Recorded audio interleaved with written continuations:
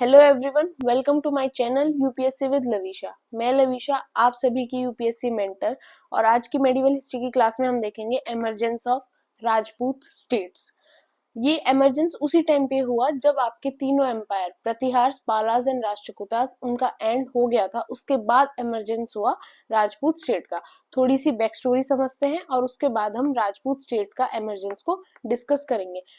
इन states के ऊपर हमें ज्यादा डीप में नहीं जाना है बिकॉज बहुत बड़ी अचीवमेंट्स इन स्टेट्स को नहीं मिली, लेकिन एक हिस्ट्री के ओवरव्यू के लिए इनके बारे में जानना हमारे लिए जरूरी है कि जिस टाइम पीरियड के अंदर इस्लामिक इन्वेजन इंडिया के अंदर हुआ, उस टाइम पीरियड के अंदर इंडिया के अंदर कौन से स्टेट्स प्रेजेंट थे। स्टार्ट करते हैं।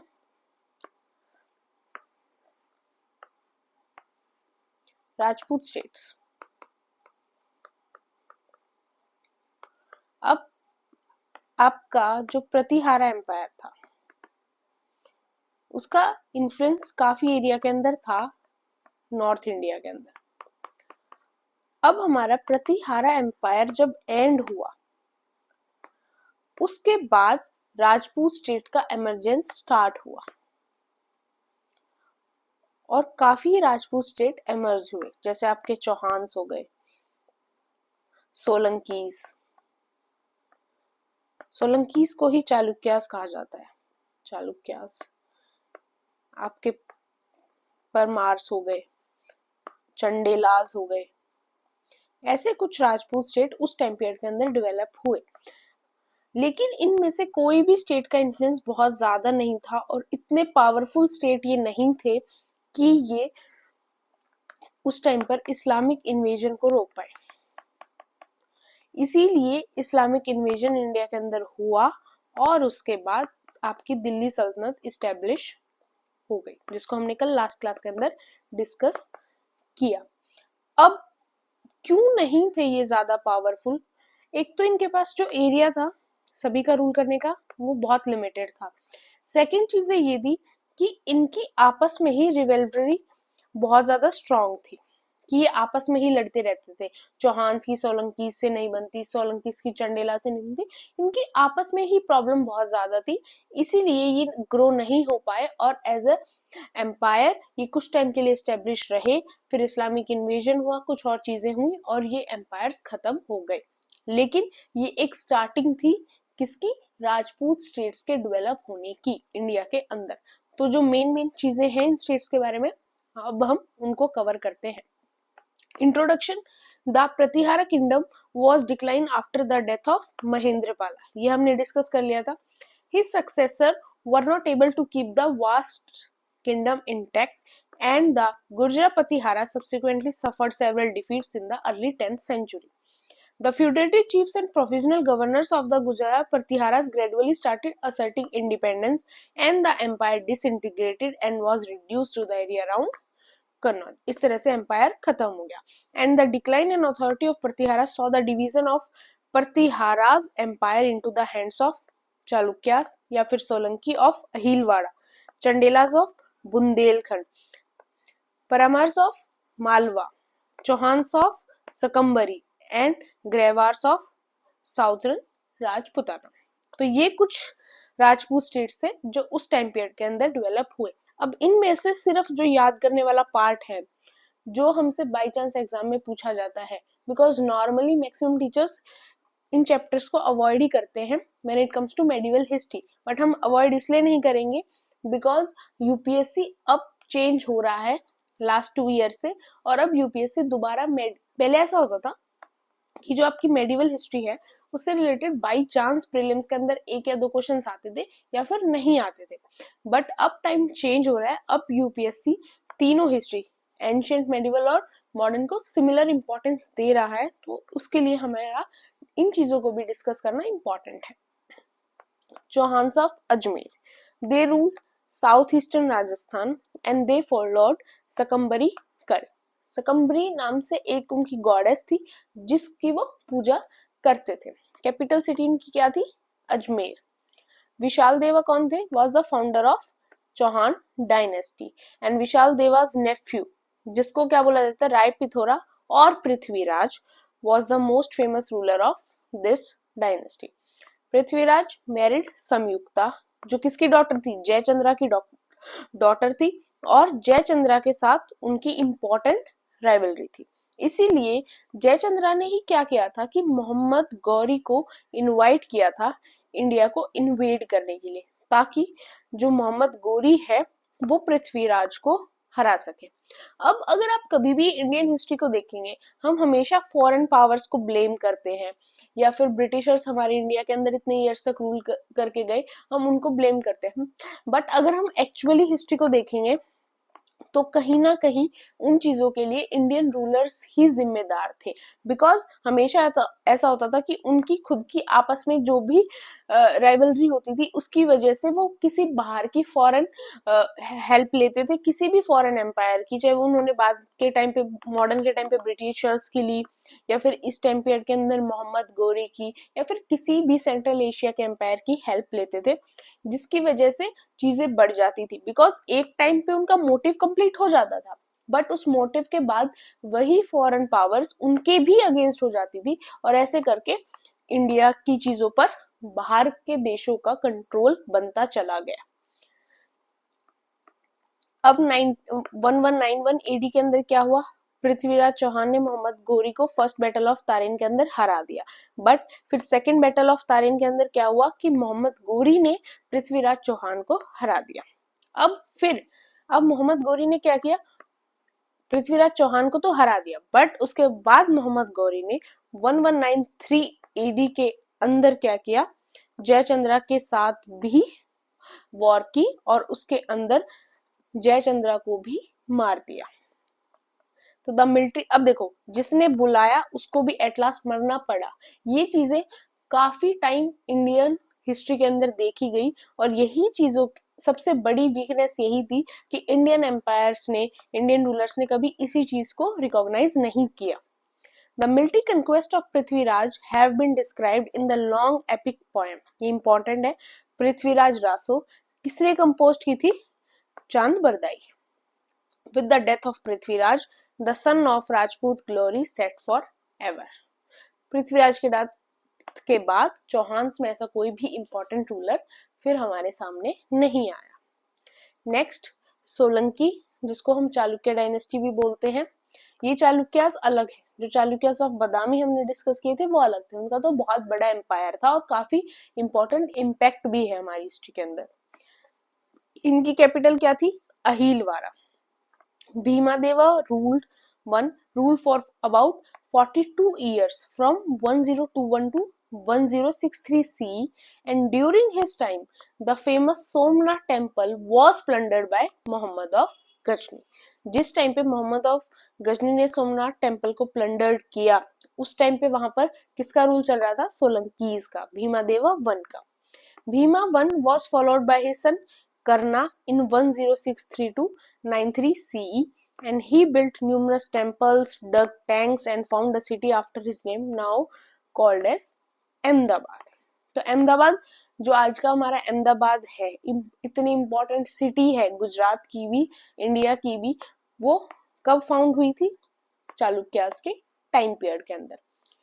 करना सक्सेसर वॉज जयसिम्हा सिद्धराजा, जिन्होंने 1093 to 1143 CE तक रूल किया, and one of the ruler Kumarapala is said to have rebuilt the temple of Somnath, and Bhimadeva II and Muladeva II defeated Muhammad Ghauri in 1178 AD। And उसके बाद क्या हुआ, सोलंकीज को किसने डीथ्रोन कर दिया, वागेलास ने। तो एक कुछ इंपॉर्टेंट चीजें हैं जो हमें सोलंकीज के बारे में पता होनी चाहिए कि इन्हीं के टाइम पीरियड के अंदर सोमनाथ टेम्पल का प्लंडर्ड हुआ, उस टाइम पे राजा आपके भीमादेवा वन थे वहां पर, और साथ में जो अहमदाबाद की फाउंडेशन स्टोन रखी गई वो भी चालुक्यास ने ही रखी भीमा वन के टाइम पीरियड के अंदर। और एक क्रोनोलॉजिकली आपके पास यहां से क्वेश्चन आ सकता है। The Brahmans, they ruled Malwa region, central India. इनकी कैपिटल क्या थी, धराना नगर, और ये क्या थे, on the ruins of Pratihara empire of Kannauj. जब प्रतिहारा एम्पायर कन्नौज से खत्म हुआ, जब ये वहां पर डेवलप हुए, और इन एमर्ज कहाँ से हुए थे? अग्निकुंड ऑफ माउंट आबू, मतलब माउंट आबू वाले रीजन से इनका एमर्जेंस स्टार्ट हुआ था। Raja Bhoj was greatest in this dynasty. सबसे इंपॉर्टेंट रूलर कौन रहे इस डायनेस्टी के? राजा भोज 10182 टू 1060 तक। Bhoja try to regenerate Hindu society and he also fought against Muslim. वो मुस्लिम्स के अगेंस्ट थे और हिंदू सोसाइटी के लिए उन्होंने लड़ाई की। Apart from a great warrior, he was an accomplished scholar. He constructed Sanskrit college called Bhojashala at his capital. अब उनकी कुछ फेमस बुक्स थी, इनको भी थोड़ा सा हमें ध्यान में रखना है। आयुर्वेदा संग्रह, युक्ति कल्पतारु, समग्र सूत्रधारा, डील्स विद आर्किटेक्चर। जो ये लास्ट वाली बुक थी, ये किससे डील करती थी? आर्किटेक्चर।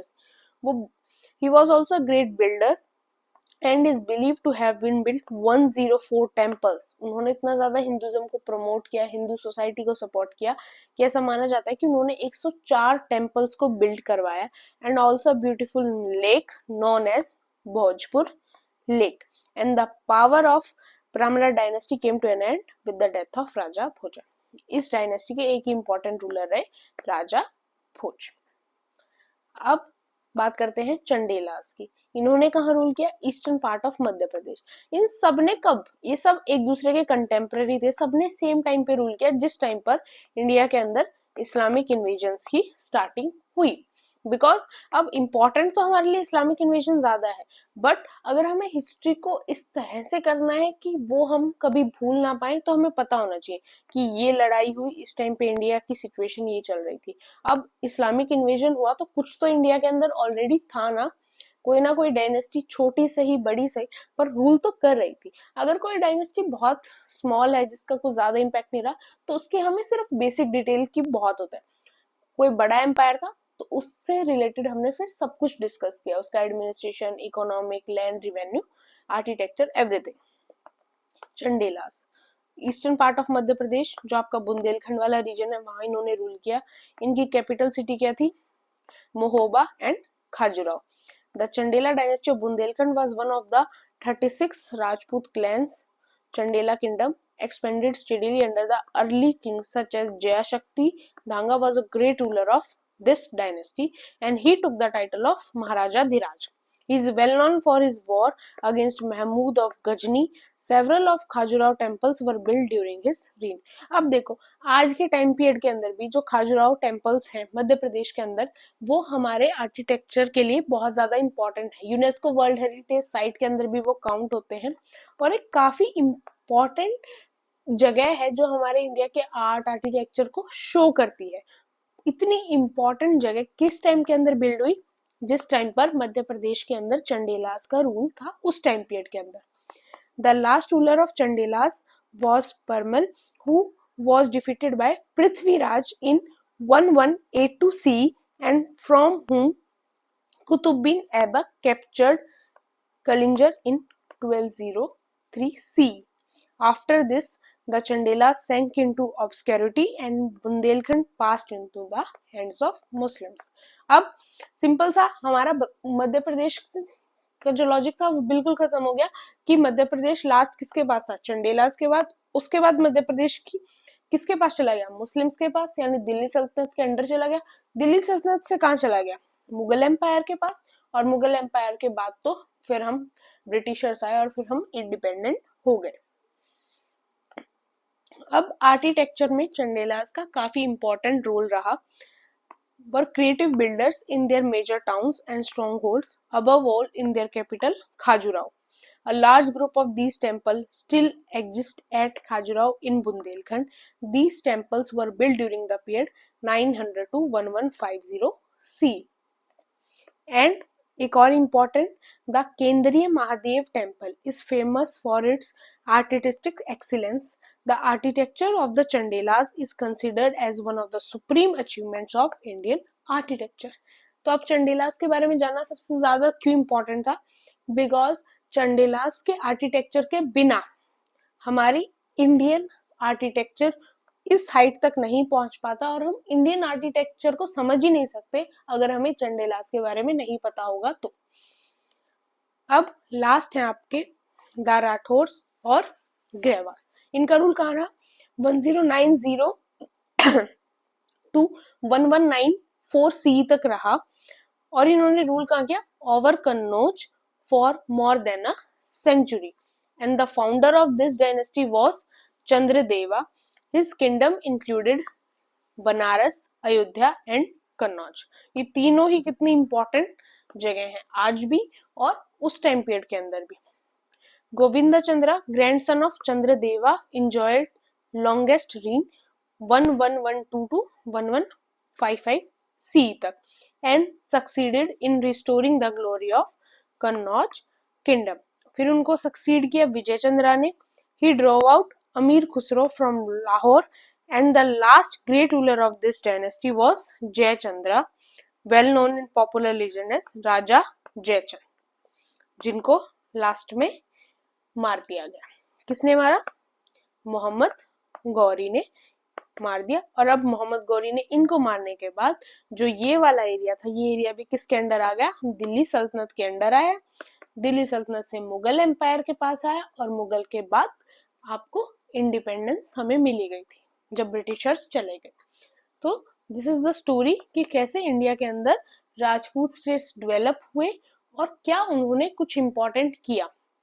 उनका इंपॉर्टेंट रोल यही था कि उन्होंने कहीं ना कहीं इस्लामिक इन्वेजन को रोकना चाहा, पर आपस की रिवेलरी के चलते वो नहीं रोक पाए.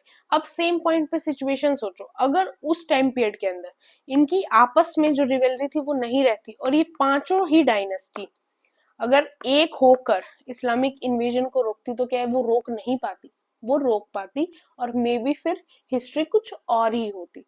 तो this is all about this class. हमारी नेक्स्ट क्लास जो आज ही 8:30 के ऊपर आ जाएगी, उसके अंदर हम कुछ और इम्पोर्टेंट रीजनल किंगडम्स को देखेंगे, जो असम, कश्मीर, जो आपका असम का रीजन है, कश्मीर का रीजन है, वहां पर उस टाइम पीरियड के अंदर क्या चल रहा था, हम उसको देखेंगे. और फिर हम ऐसे करके जिस टाइम पे दिल्ली सल्तनत थी उस टाइम पीरियड पे पैरेलली इंडिया के अंदर कहाँ कहाँ क्या क्या चल रहा था, या फिर दिल्ली सल्तनत का इमरजेंस जब हुआ, जब पैरेलली इंडिया के अंदर क्या क्या था, उन सबको डिस्कस करेंगे. और उसके बाद हम फिर मुगल एम्पायर की तरफ प्रोसीड करेंगे. जल्दी हो जाएगा, 2-3 दिन के अंदर हम मेडिवल हिस्ट्री को कवर कर देंगे, बिकॉज अब हमारी 2 क्लासेस आएंगी. बिकॉज मेडिवल हिस्ट्री इंपॉर्टेंट है, बट मैक्सिमम आप 2 to 3 he question he expect कर सकते हो यूपीएससी के अंदर, इसलिए हम इसको जल्दी कंप्लीट करके हमारी मॉडर्न हिस्ट्री की तरफ प्रोसीड करेंगे और हमारे सिलेबस को जल्दी से जल्दी कंप्लीट करेंगे. अगर आपको ये मेरी वीडियो अच्छी लगी हो, do subscribe my channel, like the video, share the video. PDF Telegram channel के ऊपर मिल जाएगी, लिंक डिस्क्रिप्शन बॉक्स के अंदर है. और भी कोई डाउट हो, do mention in the comment section, and don't forget to subscribe my channel. Thank you.